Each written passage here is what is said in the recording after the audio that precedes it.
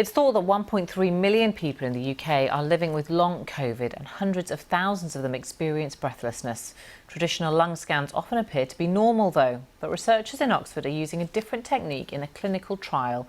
They hope that understanding the problem will lead to better treatment options. Our health correspondent Catherine Burns reports.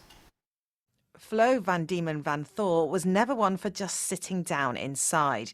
But she says long COVID has been a horror show. It was not just the breathlessness that was really hard, it was muscle weakness, so legs like jelly, and just thinking if I try to go down the stairs, they might not carry me. And I found that really hard to live with on a mental level, found that really distressing.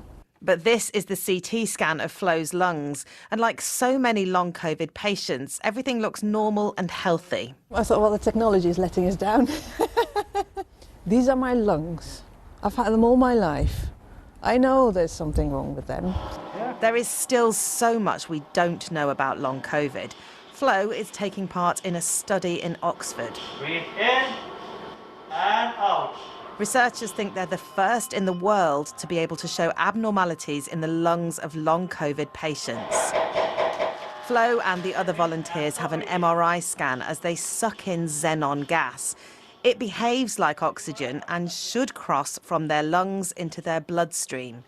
The numbers are small so far, 36 patients, 11 who didn't need hospital care when they were first infected, but went on to get long COVID. It's a very exciting and very encouraging first step. So what we have here is one of the patients from our trial, and the CT scan is entirely normal.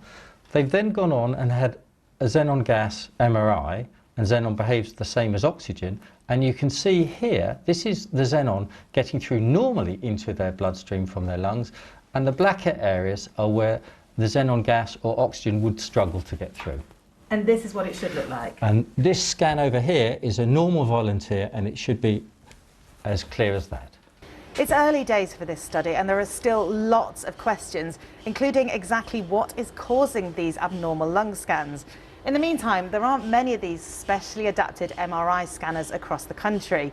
If this research proves they're worthwhile, it would take some serious investment and several months to scale them up across the NHS. So have a quick listen. The team is recruiting more volunteers through long COVID clinics, but says help is out there right now. At the moment it is frustrating having people come into the clinic and not be able to explain to them exactly why it is that they are breathless. And I really do hope this research will shed more light on that.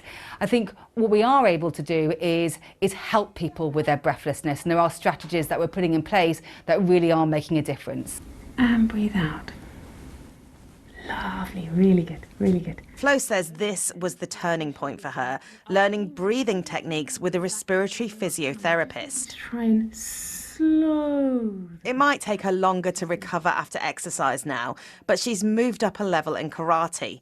She's not back to normal yet, but thinks she will get there. Catherine Burns, BBC News.